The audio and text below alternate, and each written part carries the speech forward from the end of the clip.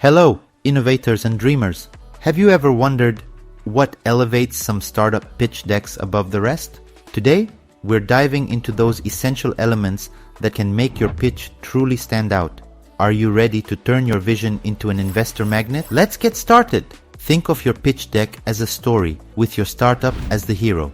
It's about presenting a clear and compelling narrative that showcases your product and the why behind it. Imagine your startup's journey as a movie plot, engaging, unique, and full of potential. Now, let's touch on market analysis and innovation. Knowing your market is like having a treasure map. It guides you through the business terrain and helps pinpoint where your product fits.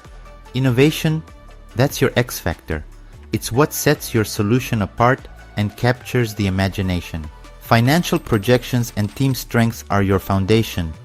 They demonstrate your team's growth potential and capability, crucial factors for investors. Remember, investors are looking at your idea and the people behind it. Lastly, customer validation.